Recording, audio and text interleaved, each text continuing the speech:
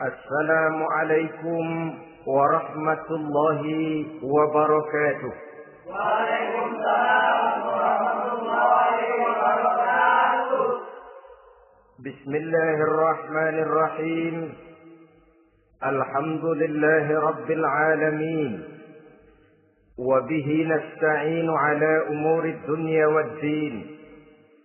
والصلاة والسلام على أشرف الأنبياء والمرسلين سيدنا ومولانا محمد وعلى آله وأصحابه المجاهدين الطاهرين أما بعد.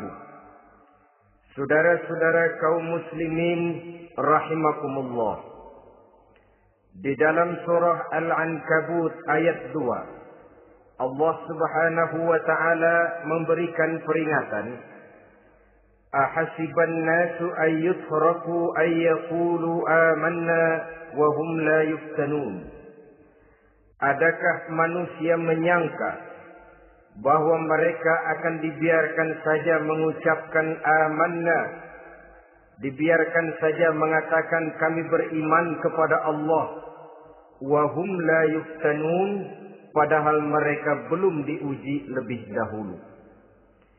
Ini berarti apabila seseorang sudah berani mengatakan amanna, kami beriman kepada Allah, maka hendaklah ia bersiap-siap untuk menghadapi ujian. Setelah ujian datang, barulah akan nampak nyata kadar dan kualitas keimanan yang dimiliki oleh seseorang. Timbul pertanyaan, mengapa orang yang beriman yang justru diuji oleh Allah Subhanahu wa ta'ala? Logikanya tentu ringan saja, bahwa yang mengikuti ulangan di sekolah tentu adalah anak-anak sekolah.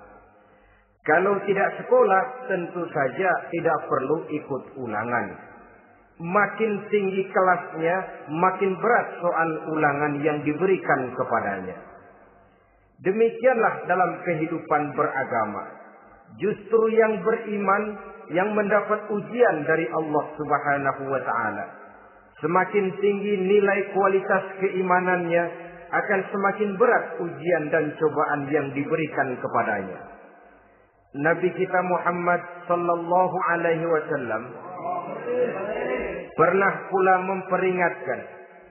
Beliau bersabda, "Inna asyaddal bala'i al-anbiya, thumma al-awliya, thumma al-ulama, thumma al-amsal fal-amsal, ubtuliyan nasu ala hasabi dinih."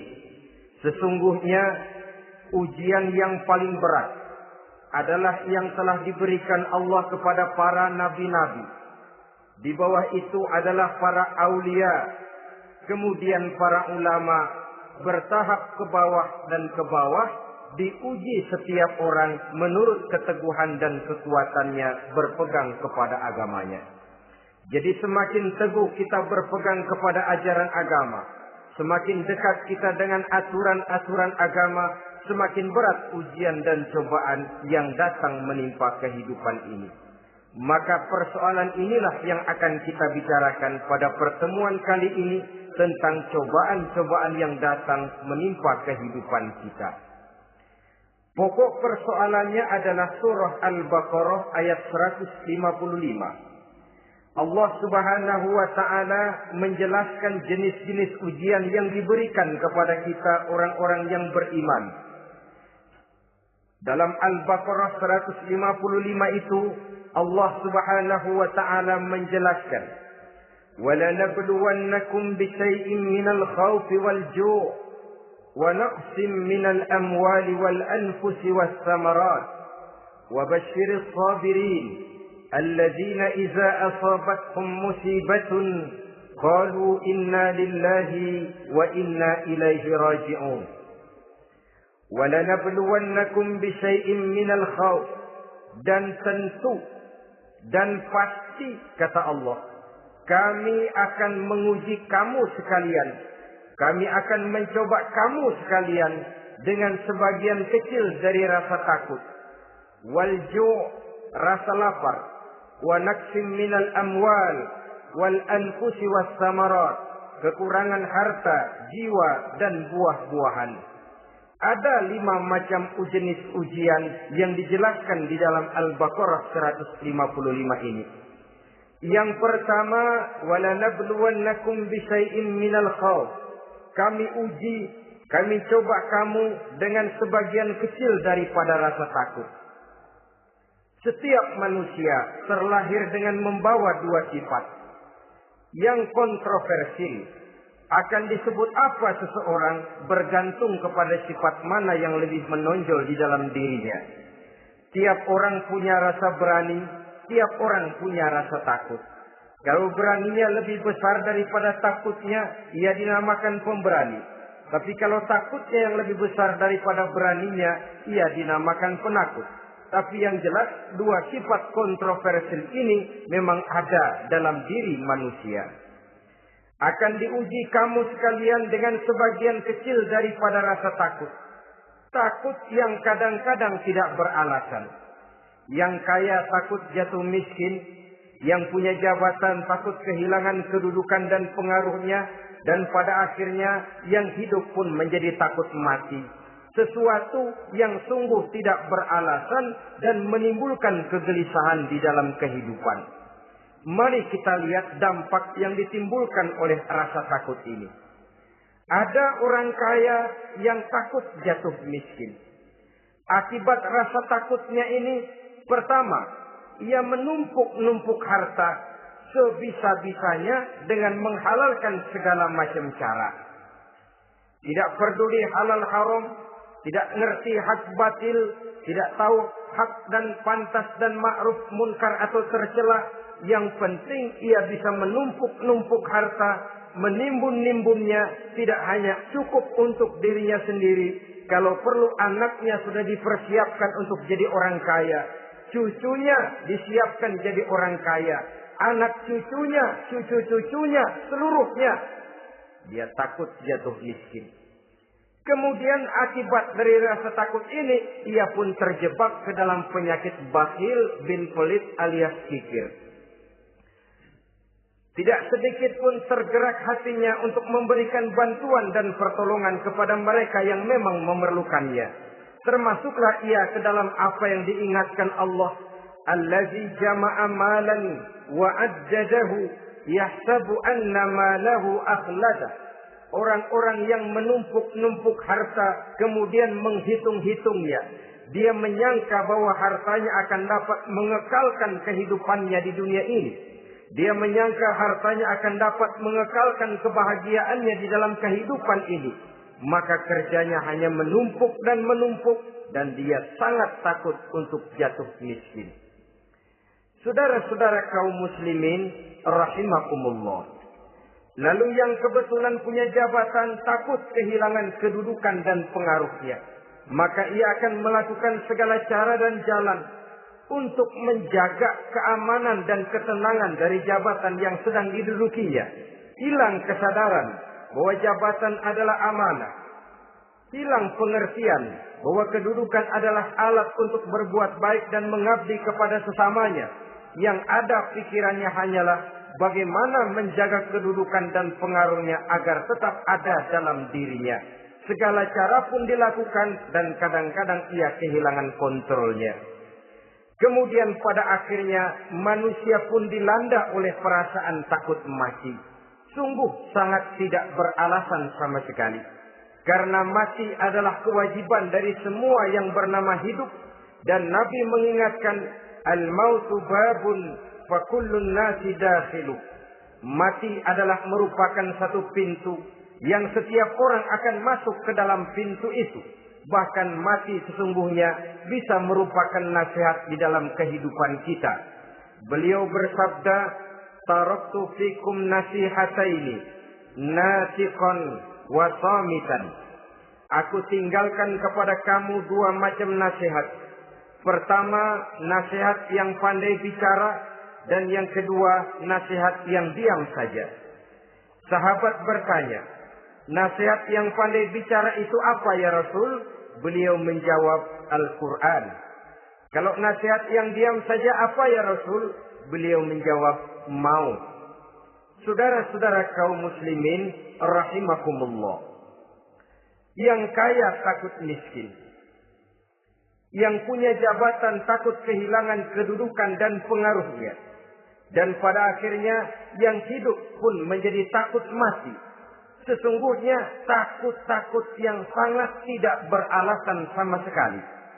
Jika orang kaya takut jatuh miskin, untuk itu kemudian dia menghalalkan segala macam cara untuk menumpuk kekayaan yang tidak akan habis dimakan selama 7 turunan.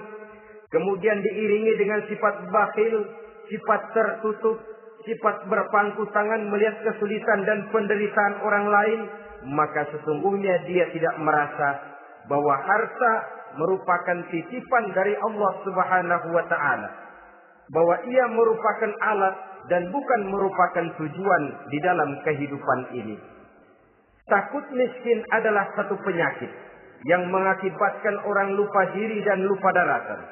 Takut kehilangan kedudukan dan pengaruh juga adalah penyakit yang menyebabkan orang menghalalkan segala macam cara untuk menjaga kedudukan dan jabatannya. Dan takut mati juga sebenarnya sesuatu yang tidak beralasan.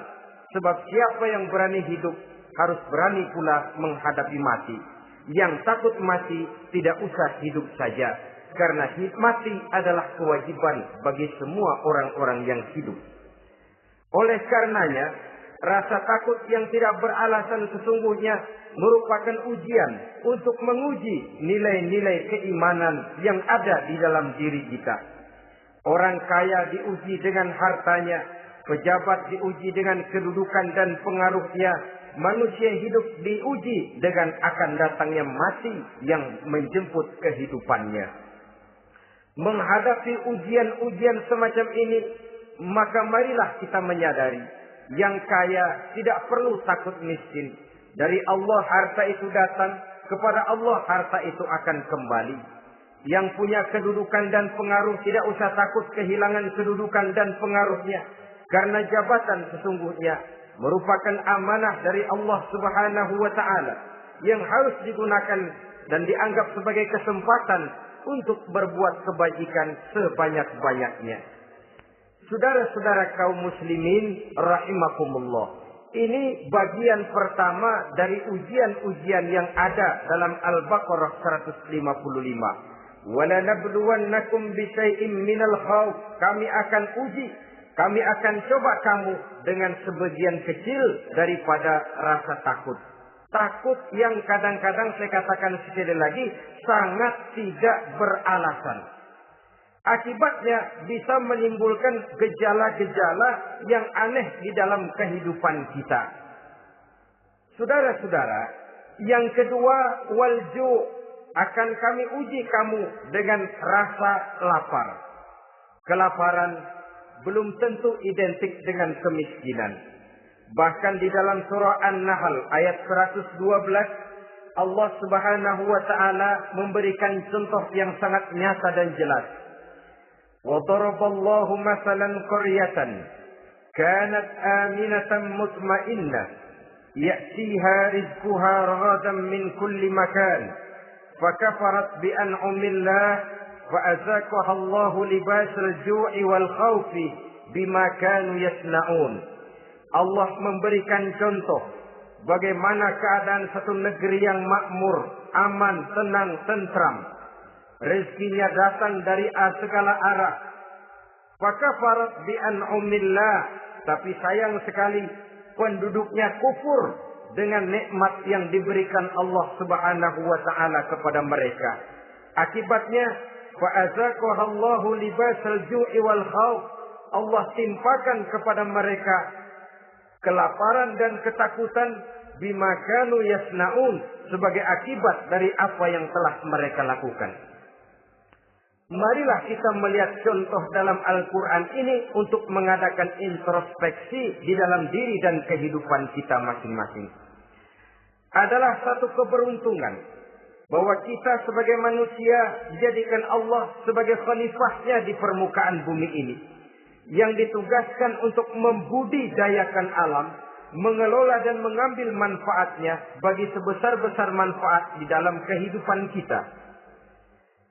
Dijadikannya bumi untuk tempat tinggal kita sebagai hamparan di mana segala fasilitas dan kebutuhan hidup kita tersedia. Tinggal lagi kita pandai-pandai mengelolanya. Apalagi buat kita Muslim yang tinggal di persada Nusantara tercinta Indonesia ini. Satu negara yang orang katakan untayan jamrut katulistiwa, yang hijau ranau subur makmur, melahirkan slogan dengan kata gemah rifah loh jenawi toto tentrem kerto raharjo. Negara yang demikian subur, negara yang demikian indah, negara yang demikian hijau ranau ini, apabila kita terkena fakafarat bi an'umillah, kufur kepada nikmat yang diberikan oleh Allah kepada kita, dia tidak akan mendatangkan ketenangan, dia tidak akan mendatangkan kesejahteraan, bahkan akan sangat boleh jadi akan menimbulkan kekacauan, ketidaktenangan dan kelaparan di tengah negara yang subur makmur. Inilah yang sangat menyedihkan. Kenapa ini bisa terjadi? Fakafarat bi an'umillah, orang kufur terhadap nikmat yang diberikan Allah Subhanahu wa taala. Diberikan negara yang subur, makmur, indah, hijau ranau, tapi dikelola dengan cara yang brutal dan membabi buta. Menguras sumber daya alam melampaui sebagaimana yang seharusnya, sehingga memperkosa keadaan alam itu sendiri. Hutan dan belukar yang ditebangi secara liar dan sembarangan akan melahirkan gurun-gurun pasir yang gersang dan tandus. Sehingga dengan demikian maka akan mengakibatkan malapetaka bagi kehidupan manusia itu sendiri. Begitu juga percobaan-percobaan ilmu pengetahuan yang mengundang dan mengandung reaktor-reaktor nuklir akan memberikan luka kepada alam itu sendiri, yang mengakibatkan akan kembali kerugian kepada makhluk bernama manusia. Saudara-saudara kaum muslimin rahimakumullah. Jadi dengan demikian, di dalam satu negara yang subur, hijau, ranau dan makmur, bisa saja terjadi kelaparan apabila kita ingkar, tidak mau bersyukur terhadap nikmat yang diberikan Allah kepada kita. Kita kelola alam ini seenak perut kita saja dengan tidak memikirkan akibatnya di kelak kemudian hari nanti. Kita ambil satu contoh. Orang-orang tua kita dulu pada umur 60 tahun, 70 tahun, kalau dia menanam kelapa, orang lalu bertanya, kakek nanam kelapa untuk siapa nanti? Apa jawabannya? Untuk anak cucu saya. Umur 60 tahun atau umur 70 tahun, ia masih menanam pohon kelapa. Untuk apa katanya? Untuk anak cucu saya di belakang kemudian hari nanti. Orang yang bisa menanamkan sesuatu untuk generasi yang akan datang, itulah orang tua yang bijaksana. Tapi orang yang menanam sesuatu hanya untuk kepentingan dirinya sendiri saja, maka itulah orang yang hanya mementingkan diri sendiri atau orang egois. Tapi lebih celaka lagi, orang yang mau melakukan sesuatu yang akan meninggalkan akibat bagi generasi yang akan datang, akibat yang tidak baik, itulah orang yang aniaya, orang yang zalim di dalam kehidupan kita. Bumi, tempat di mana kita manusia tinggal, bukan satu wujud yang tanpa batas. Pernahkah kita membayangkan cuma satu bumi untuk dihuni oleh 5 miliar lebih dari makhluk bernama manusia, yang kadang-kadang pertumbuhan sarana untuk menunjang kehidupan tidak sepesat pertumbuhan jumlah makhluk bernama manusia itu sendiri. Oleh karena itu kita dituntut untuk pandai-pandai mengelola, membudidayakan alam ini dengan tetap menjaga keseimbangannya, sehingga bahaya kelaparan yang merupakan ujian di dalam kehidupan, insya Allah tidak akan kita temukan di dalam kehidupan kita.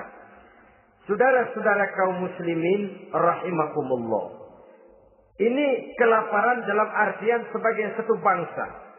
Bisa juga kelaparan dalam artian dalam kehidupan pribadi daripada manusia. Hidup ini, kata orang, berjalan bagaikan roda pedati. Sekali tempo naik kita ke atas, lain saat turun kita ke bawah. Ada saatnya kita jaya, ada saatnya kita pun mengalami kemunduran. Oleh karena itu, pasang surut kehidupan ini membuat orang seharusnya sadar bahwa pasang surut itu tidak harus menyebabkan pasang surutnya dia di dalam melaksanakan ibadahnya kepada Allah Subhanahu wa ta'ala. Kelaparan boleh jadi memang merupakan ujian untuk menguji nilai-nilai keimanan seseorang. Apabila dalam kondisi lapar imannya mantap, imannya teguh, imannya kuat, maka dalam kondisi di mana perutnya tidak lapar, tentu iman itu akan lebih bertambah mantap lagi. Kalau orang perutnya kenyang, kalau orang perutnya berisi penuh, lalu imannya stabil, kemudian pada saat kelaparan imannya pun mengalami penurunan, maka di situ nyata, di saat dia diuji dengan kelaparan, kualitas imannya ikut menyurut, mundur ke belakang, dan mengalami proses degradasi, proses peluncuran dan penurunan. Oleh karenanya, marilah kita menyadari Allah Subhanahu wa ta'ala senantiasa memberikan yang terbaik kepada kita bersama. Kelaparan, apabila kita terima dengan sikap lapang dada, tidak akan menyebabkan kita menjadi berbuat nekat. Tetapi kita tetap dalam kontrol, tetap dalam keadaan yang stabil, tidak keluar dengan melakukan perbuatan-perbuatan yang negatif. Bagaimanapun kita ingin membela dan mempertahankan kelangsungan hidup, betapa dan bagaimanapun kita ingin menjaga kelangsungan perut, namun kita tetap tidak keluar dari norma-norma dan kaedah-kaedah yang telah ditentukan di dalam kehidupan beragama. Inilah cobaan yang kedua yang ada dijelaskan dalam Al-Baqarah ayat 155 tadi, berupa kelaparan.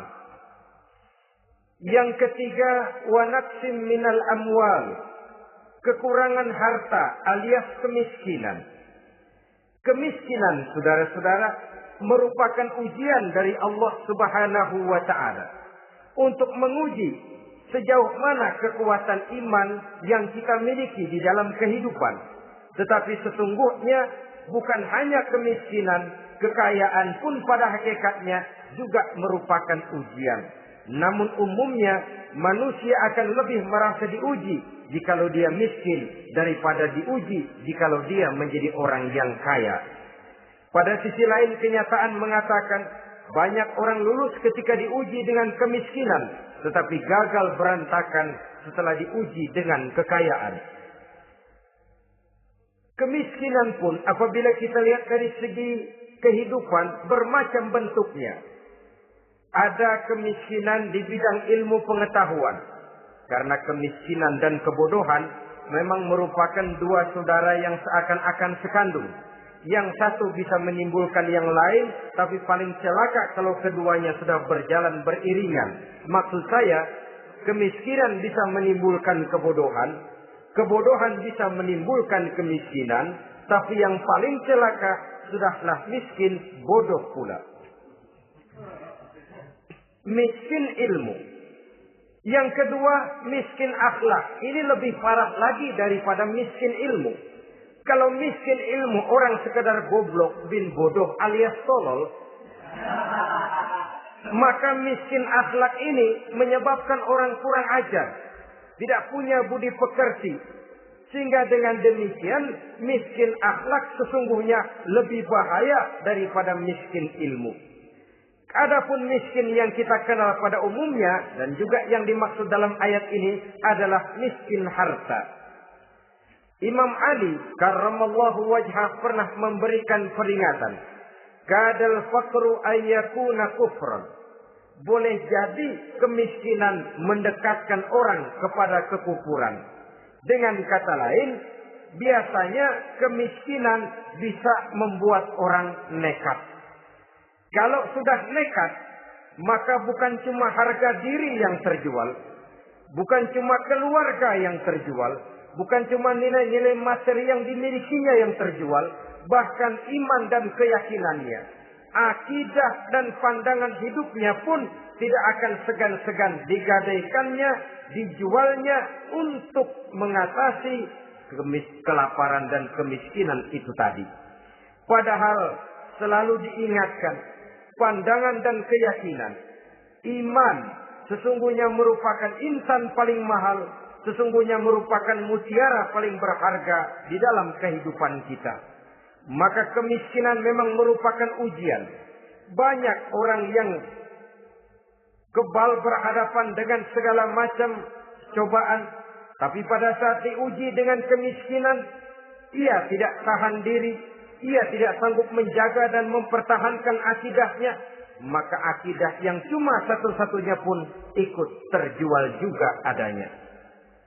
Saudara-saudara kaum muslimin rahimakumullah, mari kita menelusuri bahwa sesungguhnya Nabi menyatakan, ajaban li amril muslim, inna amrahu kullahu lahu khair. Aneh kata Nabi, aku heran kata Nabi, urusan orang Islam ini sesungguhnya semuanya baik. Baik bagaimana? Kalau dia kaya, dia bersyukur, dan itu baik. Kalau dia miskin, dia bersabar, itu juga baik. Jadi kaya bagi orang Islam baik, miskin bagi orang Islam juga baik. Kalau dia kaya, dia kan bisa berkata, alhamdulillah saya kaya, mudah-mudahan harta ini bisa menunjang ibadah saya kepada Allah Subhanahu wa taala. Baik. Kalau dia miskin, dia juga berkata, alhamdulillah saya miskin, mudah-mudahan di akhirat nanti pemeriksaannya tidak lama-lama seperti orang kaya. Ya kalau melarat yang mau diperiksa apaan? Memang nggak punya apa-apa. Yang kaya boleh jadi pemeriksaannya rada seret, banyak tikutannya. Saudara-saudara kaum muslimin, dua persoalan ini baik kalau kita tidak salah terima. Mana yang lebih baik? Tentu yang lebih baik menjadi orang kaya yang bersyukur. Dan itu memang wajar. Kaya, syukur. Miskin, sabar. Yang luar biasa kalau mau tahu, miskin, syukur. Kalau kaya, syukur memang mestinya. Miskin, sabar. Ya mestinya lah. Miskin kagak sabar mau kemana? Tapi yang luar biasa sesungguhnya, miskin, syukur. Syukur bagaimana? Ya seperti saya katakan tadi. Alhamdulillah, mudah-mudahan di akhirat nanti pemeriksaannya tidak lama seperti orang yang kaya. Sehingga kata Nabi, setiap persoalan yang dihadapi umat Islam baik bagi dia. Miskin, baik. Kaya, baik. Asal orang tidak salah terima. Tapi sebaliknya, kalau salah terima, kaya, lupa diri. Miskin, lupa daratan. Pada posisi di mana dia sebenarnya tidak bisa menerima kenyataan dengan baik. Akhirnya kehilangan kontrol. Saudara-saudara kaum muslimin rahimakumullah. Karena itu pada pertemuan kali ini saya ingin mengajak kita bersama. Marilah kita menyadari betapapun kemiskinan yang datang menimpa, seluruhnya merupakan ujian yang datang dari Allah untuk menguji nilai-nilai keimanan kita. Jangan iman itu berubah, jangan akidah itu bergoyah, jangan keyakinan dan pandangan hidup itu tertukar dengan keyakinan dan pandangan hidup lainnya. Bahkan dalam kemiskinan, orang biasanya menemukan diri dan kepribadiannya. Dalam kemiskinan, orang bisa berjalan lebih lurus untuk mendekati Allah Subhanahu wa taala. Sesungguhnya kemiskinan bukan merupakan sesuatu yang harus kita takuti. Apalagi kalau ia memang merupakan ujian. Kemiskinan yang merupakan ujian adalah kemiskinan yang akan berakhir dengan kebaikan. Saudara-saudara kaum muslimin, tapi jangan lupa membicarakan pokok persoalannya. Ini kalau kemiskinan menimpa orang-orang yang beriman, itu yang ujian. Kalau nggak beriman, melarat, bukan ujian, persekot.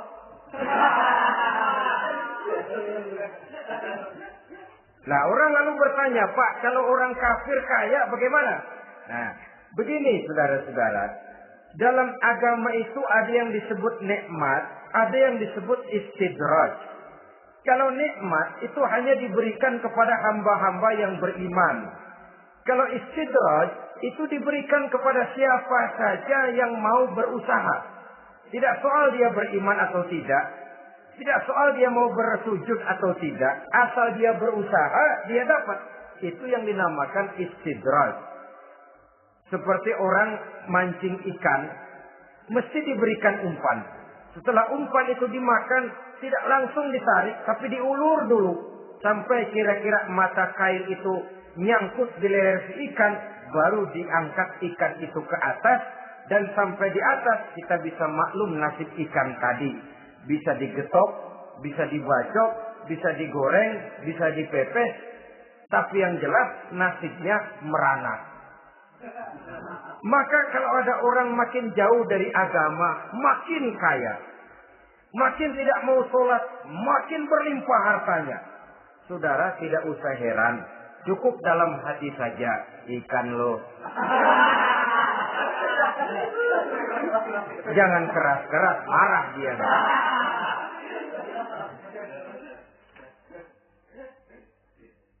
Kemiskinan apabila didasari dengan sikap keimanan merupakan ujian untuk menguji kualitas keimanan seseorang. Bahkan satu hadis menyatakan apabila Allah mencintai seorang hamba, maka diujinya hamba itu karena Allah ingin mendengar liyasma'a tadarru'ahu, ingin mendengar ratapan orang tadi. Sama juga kita, kadang-kadang karena cinta benar kepada anak kita yang mungil, suatu saat kita ingin mendengar dia nangis, kita cubit dia. Bukan karena gemes, bukan karena benci, ingin mendengar nangisnya kok indah begitu. Saudara-saudara kaum muslimin rahimakumullah. Jadi jangan sampai ada pertanyaan, saya kan sembahyang rajin banget, kenapa miskin ya? Apabila sekali lagi didasari dengan sikap keimanan, maka kemiskinan merupakan ujian. Dan tentu anak sekolah itu kalau lagi ujian berat, capek, sakit hati, peras keringat, banting tulang, kepanasan, kehujanan, kenikmatan baru akan dia rasakan pada saat terima rapot pengumuman kenaikan kelas. Di situ kenikmatannya terasa. Demikian menghadapi ujian, kita cuma mengeluh. Kenapa ada rasa takut? Kenapa kelaparan? Kenapa kemiskinan? Di balik semua itu, apabila kita sudah merasakan naik kelas, akan terasalah kenikmatannya. Itu ujian yang ketiga. Yang keempat yang diceritakan dalam Al-Baqarah 155, wal anfus ay wa naqsim minal anfus, kekurangan jiwa atau kematian. Saudara-saudara, yang hidup takut mati. Padahal semua makhluk hidup harus berani mati. Bagaimanapun takutnya kita kepada mati, bisakah kita menghindarkan diri dari dia? Bagaimanapun kita tidak ingin bertemu malaikat maut, kemana kita akan lari bila dia datang mengetuk pintu? Bagaimanapun kita ingin menghindar dari pertemuan dengannya, kemana kita akan lari apabila dia sudah datang hendak menjemput nyawa? Karena itu memang ada satu prinsip yang dijelaskan oleh para ulama kita, iskariman au mut syahidan. Mati dan hidup dua hal yang tidak terpisahkan. Oleh karenanya, kalau memang hidup, hiduplah secara mulia. Kalau mati, matilah secara syahid. Hidup mulia atau mati syahid. Jangan terbalik. Hidup sia-sia, mati konyol. Nilai yang tidak ada artinya. Alangkah nikmatnya hidup yang berisi kemuliaan, dan alangkah indahnya mati dalam nilai syahid. Saya ingin menyegarkan ingatan saudara-saudara kepada sikap Nabi Allah Ismail alaihi salam ketika menghadapi keputusan dari Allah Subhanahu wa taala memerintahkan Nabi Ibrahim alaihi salam untuk menyembelih leher anaknya Ismail, yang ini berarti adalah kematian. Ketika datang perintah untuk menyembelih leher Nabi Ismail, Nabi Ibrahim berkata kepada putranya, "Ya bunayya inni ara fil manami anni azbahuka fanzur maza tara." Ananda Ismail, ayah mimpi diperintah oleh Allah untuk menyembelih lehermu. Menurut pendapatmu bagaimana mimpi ini, nak? Laksanakan atau tidak usah? Saya tidak sanggup membayangkan. Anak cuma satu-satunya. Sudah lama diharapkan. Si buah hati belahan jantung pelanjut cerita penerus sejarah. Ketika anak ini sedang lucu-lucunya, turun perintah untuk menyembelihnya. Ya, kalau anak kita banyak, turun perintah potong leher anakmu, mungkin kita bisa pilih yang mana yang rada bandelan nih.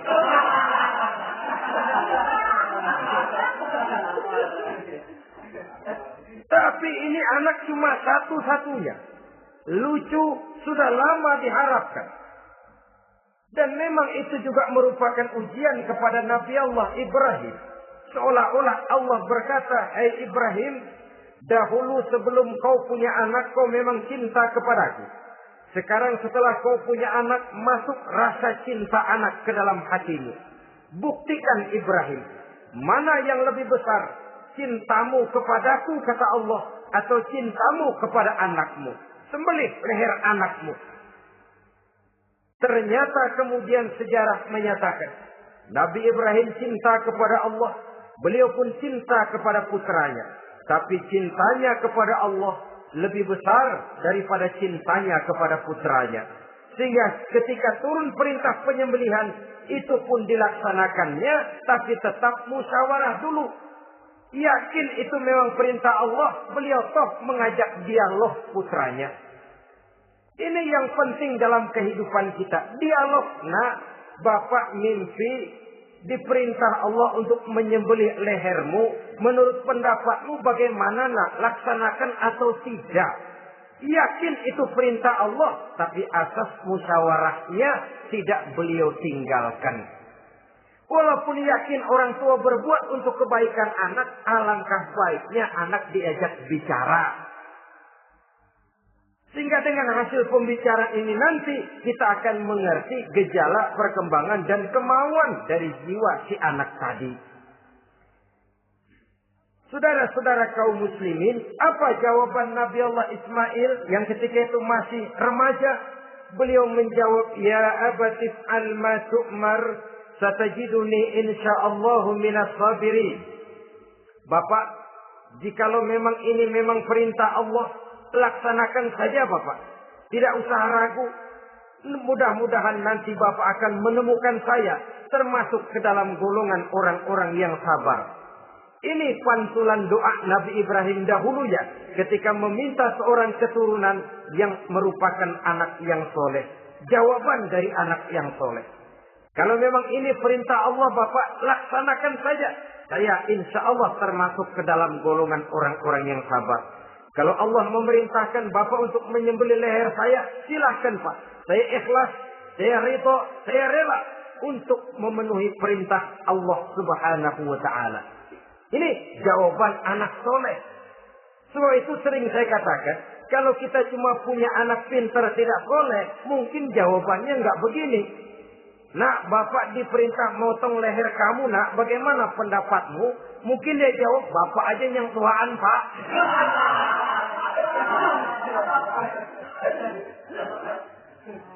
Saudara-saudara kaum muslimin rahimakumullah.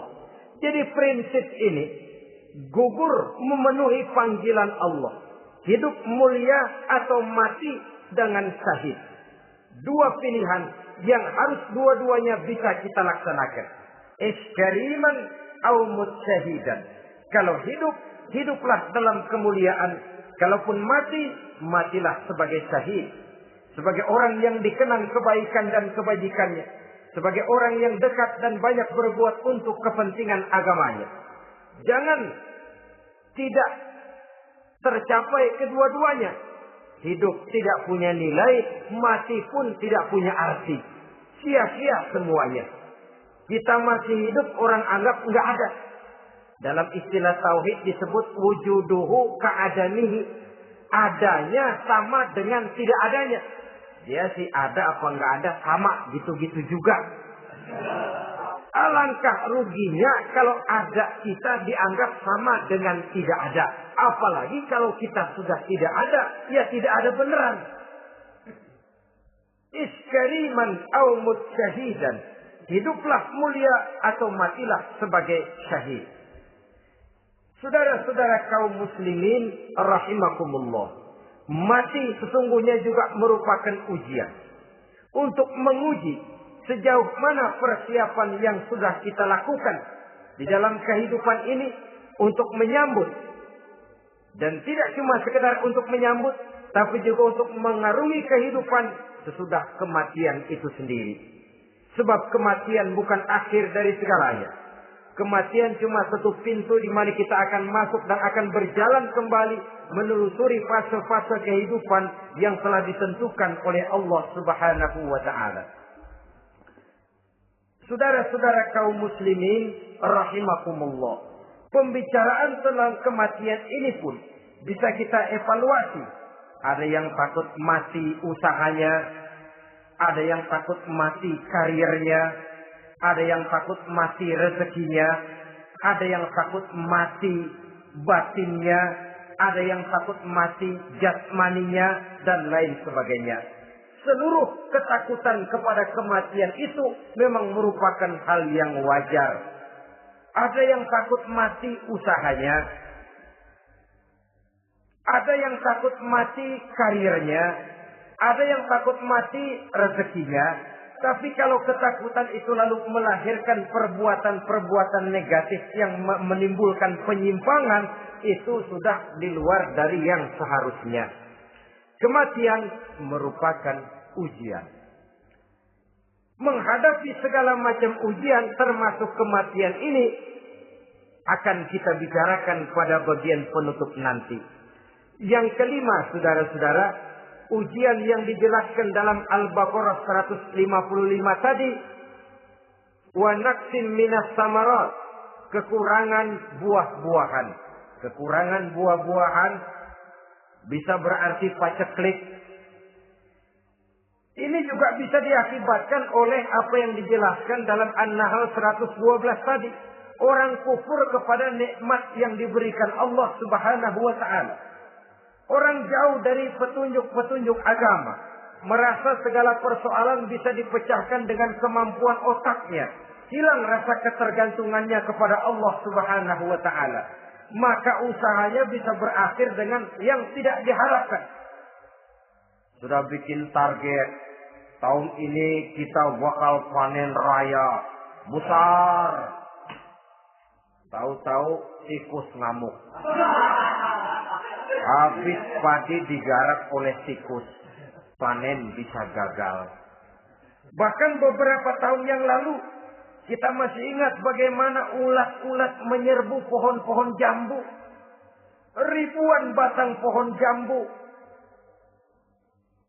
Ribuan pohon-pohon jambu itu mati. Lalu jambu-jambu itu tidak bisa lagi dimanfaatkan dalam kehidupan. Tikus yang menyerbu sawah. Ulat yang menyerbu pohon-pohon jambu, angin topan, puting beliung, gempa bumi, itu sudah proses-proses di luar kemampuan manusia untuk mendeteksinya.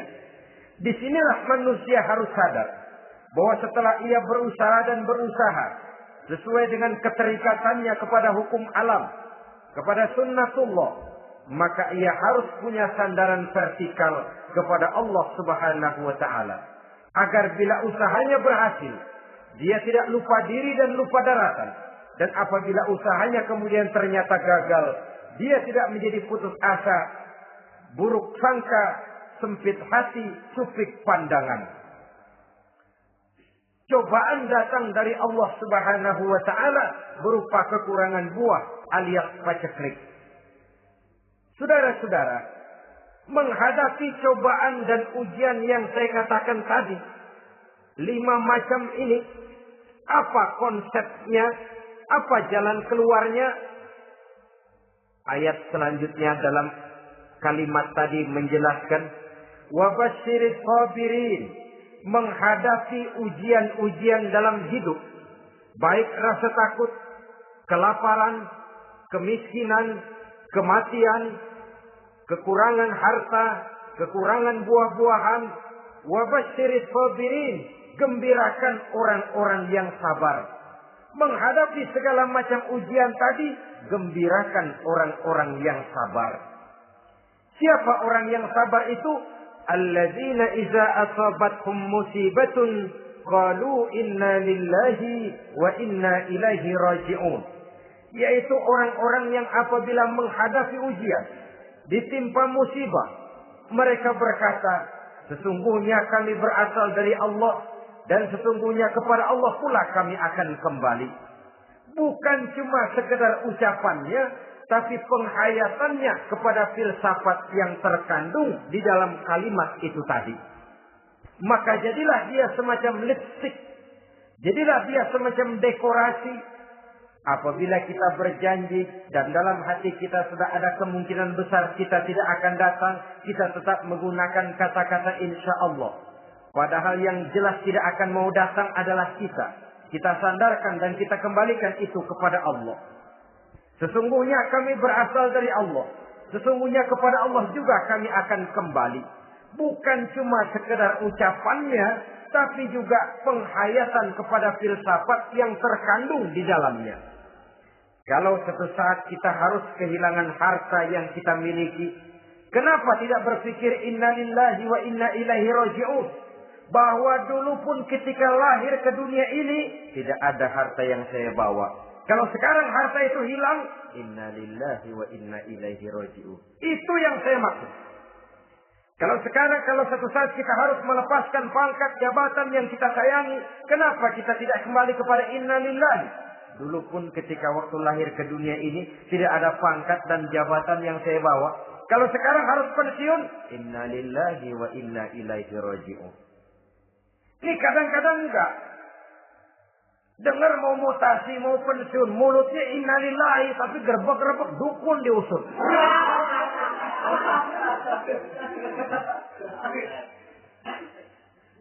Keluarganya meninggal, mulutnya inna lillahi, tapi nangisnya tetap nggak mau berhenti. Bukan cuma sekedar ucapannya, tetapi penghayatan kepada nilai dan filsafat yang terkandung di dalam kalimat inna lillahi itu. Sesungguhnya segalanya saja berasal dari Allah. Segalanya saja akan kembali kepada Allah Subhanahu wa ta'ala. Kalau ini yang kita jadikan landasan, maka sesungguhnya menghadapi berbagai ujian ini, kita tidak akan salah tingkah. Tidak akan salah tingkah, tidak akan salah sikap. Kalau sudah ini dasar dan fondasi yang menjadi landasan tempat di mana seluruh cobaan datang bertumpu, segalanya datang dari Allah, segalanya akan kembali kepada Allah, maka betapapun bertumpu ujian datang menimpa, rasanya tidak akan lagi membuat kita goyah. Karena fondasi tempat kita berdiri sudah demikian kokoh dan kuatnya. Dan fondasi itu inna lillahi wa inna ilaihi raji'un. Segalanya datang dari Allah. Segalanya akan kembali kepada Allah Subhanahu wa ta'ala. Keyakinan ini memberikan kelapangan jiwa. Dari kelapangan jiwa maka akan tertuang ketenangan dan ketentraman. Jauh dari stres, jauh dari darah tinggi, jauh dari bingung, jauh dari rasa takut, segalanya sudah kita kembalikan kepada Allah Subhanahu wa ta'ala. Saudara-saudara kaum muslimin rahimakumullah. Oleh karenanya, ini jalan keluar dan inilah orang yang sabar. Yaitu orang yang mengembalikan segala persoalan bahwa segalanya datang dari Allah, segalanya akan kembali kepada Allah. Bukan sabar dalam pengertian kita sehari-hari. Sabar, maaf ya, dalam pengertian kita sehari-hari biasanya orang yang sabar yang gak banyak tingkah. Diam, gak salah apa-apa, kepala dikelepak. Diam aja. Ente nggak salah apa-apa dikelepak diem ya. Gue lagi sabar, diem loh. Rasanya ini sih, kalau sabar macam ini yang kita punya, boleh jadi kita akan tertindas terus. Sebab itu, pada penghujung surah Al-Asr, Allah menggandengkan antara tawasau bil haq dengan tawasau bis sabr. Kebenaran dan kesabaran, dua hal yang memang tidak boleh terpisahkan satu dengan yang lain. Kalau kita benar, kita harus sabar. Kalau kita mau sabar, harus karena benar. Apabila kebenaran satu prinsip, maka kesabaran adalah satu strategi. Prinsip yang tanpa strategi bisa membuat kita tidak akan mencapai tujuan yang kita harapkan. Artinya, kebenaran tanpa kesabaran membuat kita mudah dipatahkan orang, tapi kesabaran tanpa kebenaran akan membuat kita diinjak terus oleh orang lain. Karena itu, kalau yakin kita benar, harus sabar. Kalau mau bersabar, harus karena benar. Dalam hal ini, sifat sabar yang dicontohkan oleh Rasulullah Sallallahu Alaihi Wasallam sungguh memang merupakan jadi panutan. Sepanjang persoalannya adalah persoalan pribadi. Sepanjang pribadi beliau yang dihina. Sepanjang pribadi beliau yang dicaci maki. Beliau biasanya bisa mengendalikan diri. Tapi kalau sudah agama masalahnya, maka beliau pun tidak segan-segan mencabut pedang maju ke medan perang. Bukan untuk memaksakan agama dan keyakinan. Karena agama dan keyakinan memang tidak bisa dipaksakan. Tapi untuk menjaga, membela dan mempertahankan agama dari hinaan, cemoohan dan caci maki orang lain. Yang kita lakukan sebaliknya. Kalau pribadi kita yang dihina, marahnya 17 langit.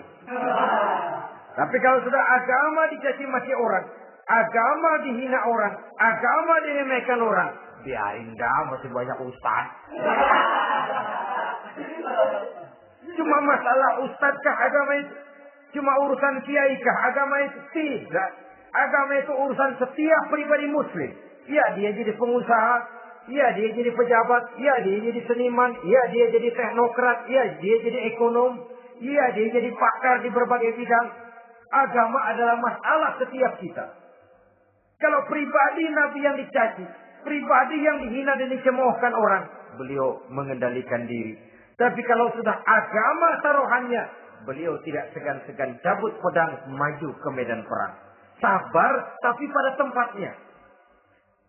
Sabar tidak dalam artian diam, gelohom, ayem-ayem, gelenggem, menunggu embun yang turun dari langit. Emang lagi lapar, sabar aja. Nggak usah makan, nanti juga waktunya Tuhan kasih kenyang-kenyang. Kalau sabar macam ini yang kita pakai, lapar terus dah. Emang giliran sakit, sabar aja. Nggak usah berobat, nanti juga waktunya baik, sembuh. Mati terus dah.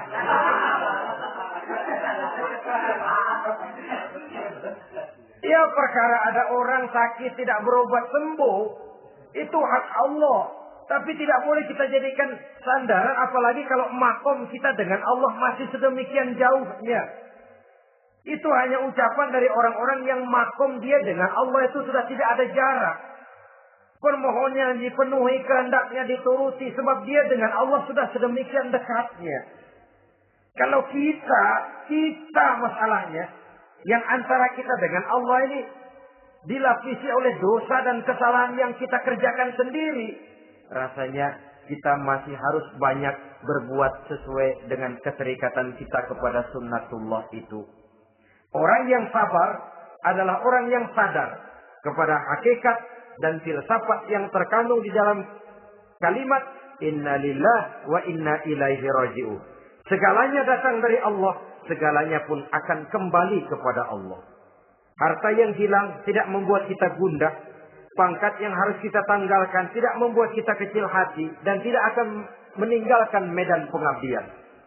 Kenapa? Kita cuma menganggap itu satu titipan.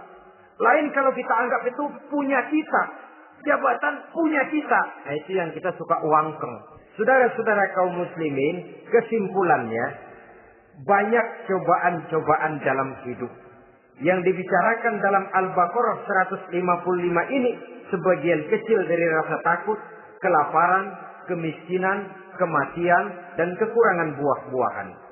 Menghadapi segala macam ujian tadi, kembalilah kita kepada dasar inna lillahi wa inna ilaihi raji'un.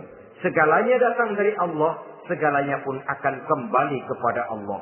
Semoga dengan sikap ini, kita akan lapang dada menghadapi ujian dan akan semakin tangguh iman dan akidah kita menghadapi cobaan yang datang menimpa. Inilah pertemuan pada kali ini. Semoga ada manfaatnya. Terima kasih atas segala perhatian. Mohon maaf atas segala kekurangan. Usikum wa nafsi bitaqwallah. Wassalamualaikum warahmatullahi wabarakatuh. Waalaikumsalam.